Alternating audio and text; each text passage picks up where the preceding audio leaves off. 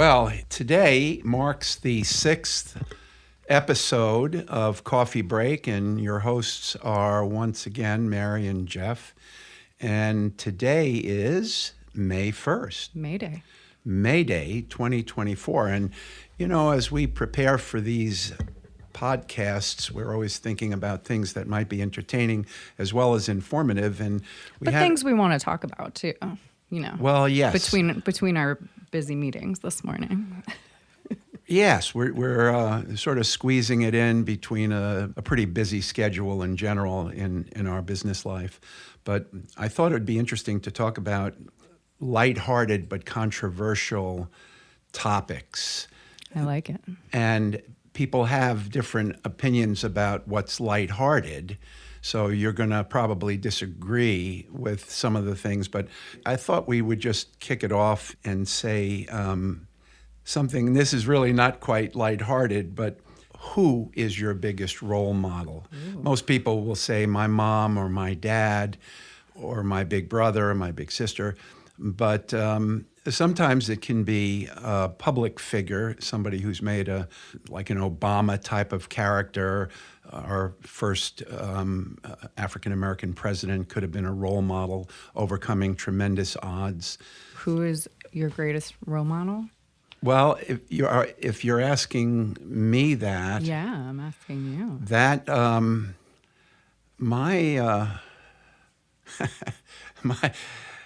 there's hard to pick just one. It is. Are you saying that you have to pick one, or you can pick multiple? Well, I have to say this is going to be so boring to the listening audience because my greatest role model was Bertrand Russell, and Bertrand Russell was one of these guys that he lived to be 96. He died in 1970, and when I got back from my honeymoon, which was in July of 1970, I actually bought tickets to go to Wales and visit him, knock on his door, and tell him how much his work has meant to me because he was Wait. So he wasn't doing a speaking event or anything? You just wanted to go there?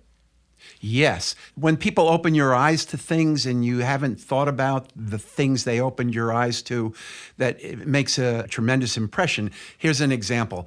What's the definition of the good life? He proposes that question. He poses that question. What's the definition of a good life? And I'm reading this. This is Bertrand in college. And he says it's one inspired by love, but guided by knowledge. Oh, that's great. And he said the one thing about both of those words is no matter how much you love somebody, you can always love more. And no matter how much knowledge you have, you can always think of being smarter and gaining more knowledge. But he said, what's fundamentally more important? And he said, love is. And then I'm reading, and I'm totally sucked in now. And he says, supposing a mother is watching her son run in a ball game and trip and sprain his ankle.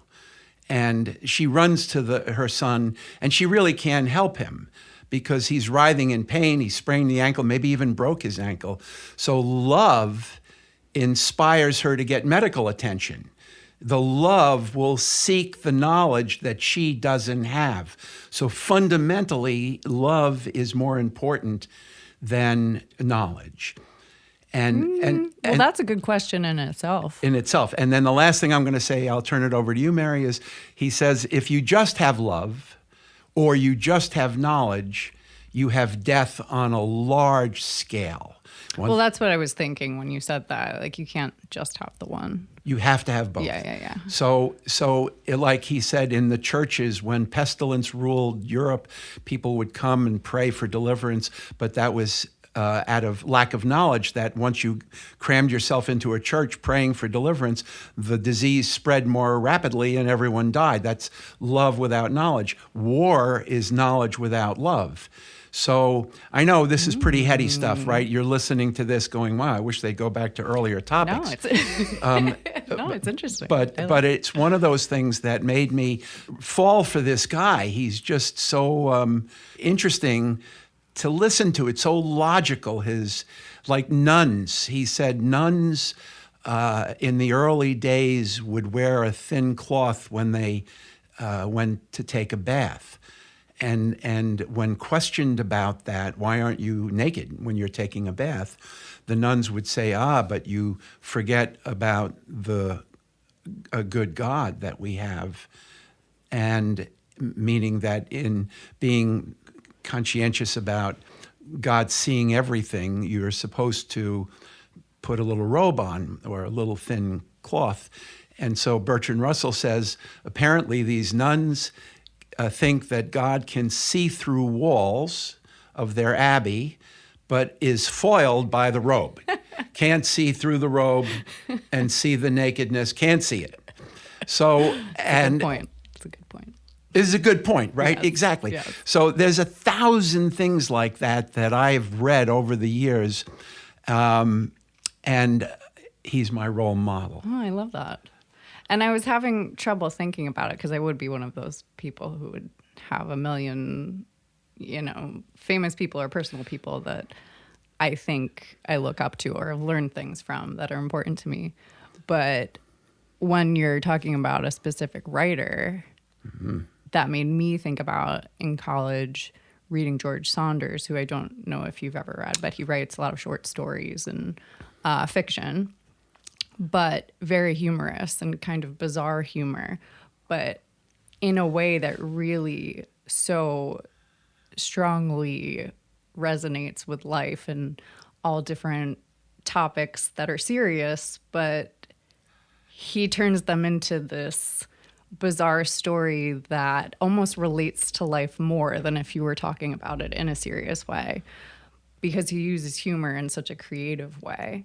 A number And of he books talks he's about, written? a number of books. And a lot of the themes come back to kindness a lot, which I think at the time resonated with me and just how powerful that can be, which is a kind of love and respect, like coming back to what you were saying before. But I think, too, it put life in a different perspective for me because he's saying, well, it's humorous that people take themselves so seriously, but we all just die. Yeah. And I feel like that kind of comes across in a lot of Right. his stories, like these wacky characters that are taking things so seriously, but in the Yeah, end, why are you doing that?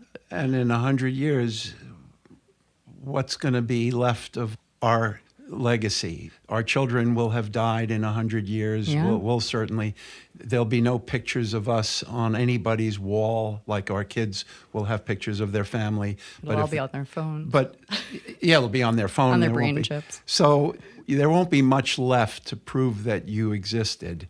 But kindness is the... We really is are the- getting heavy today. Well, we are, and all right. So we're going to wrap this up, but I'll But it's leave it. interesting. What's the woman that goes into Africa with the gorillas? Oh, Jane Goodall. Jane Goodall. I just read an article about her and how they're creating that center Yes. for her in Africa, which looks amazing. So they're interviewing Jane Goodall, another person that could be a role model because Sure. of. So she looks into the camera and says, a lot of people think that chimpanzees are my favorite, animals, or gorillas are my favorite animals. They are not. Gorillas and chimpanzees are very much like humans, and a lot of them are nasty. And she says, my favorite animal is a dog because it is the closest thing to unconditional love that you will ever have in your entire life. And that brought a tear to my eye because I know that feeling of having unconditional love from a dog. I don't have one now, but I thought of her comment as being spot on. And usually role models have a way of getting to the heart of things.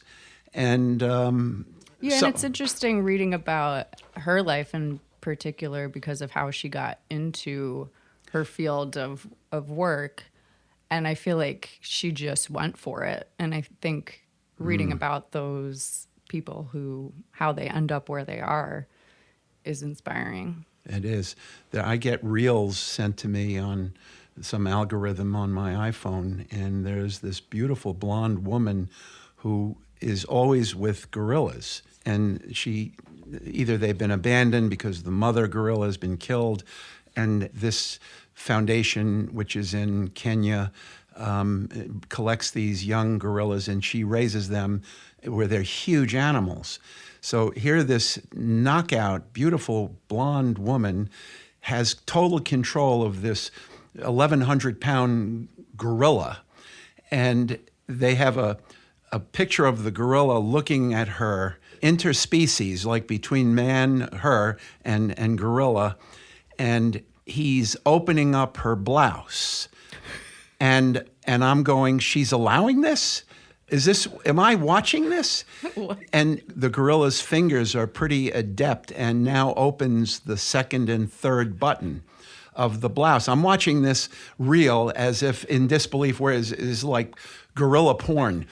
And then she looks at the camera and she says, this is the highest form of love, because gorillas look at other gorillas to see if they've been hurt, if there's any scars on them because they've been hurt.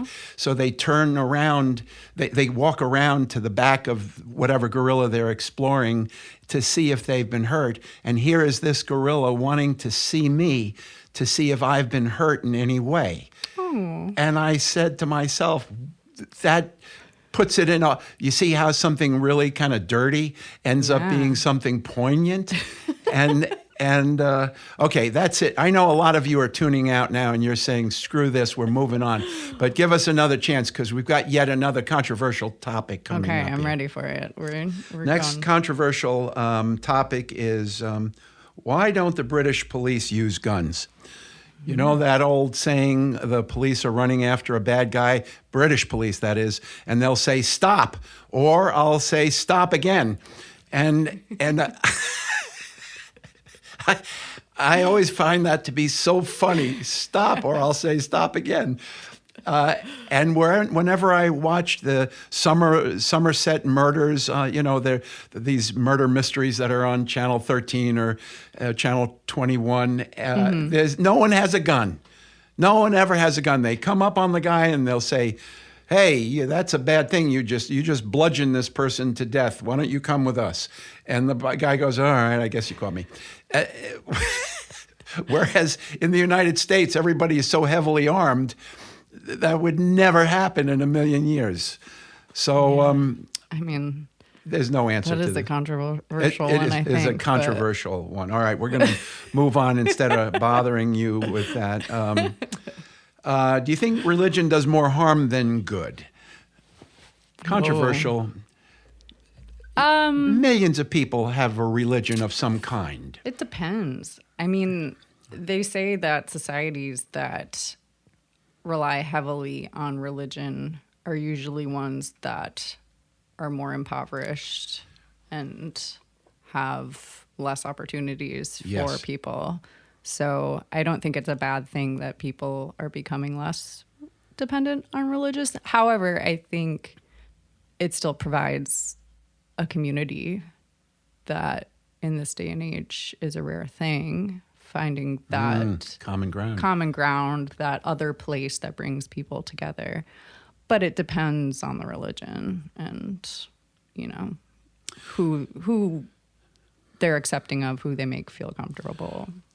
Well, I'm not, there's no proof. Although Bertrand Russell had said if he was given more time, he could mathematically prove the existence of God. But again, I refer to a reel that I did share with you, Mary, a reel of young Sheldon Yes, who's talking to his mom, who's having a crisis of confidence. And he's saying, Mom, are you struggling with, God? And she goes, Sheldon, you don't believe in God. And he goes, I don't. But when you think of the precision of this universe and the gravitational pull of 0.332, if it was greater than that, everything would collapse and there would be no balance and the stars would spin out of control. And so gravity plays a big role, and the life force.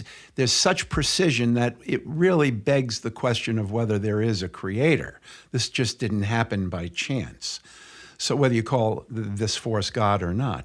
And then, which got to you, I remember distinctly, he says, Mom, there's like 4 billion mothers in the world or 3 billion mothers in the world.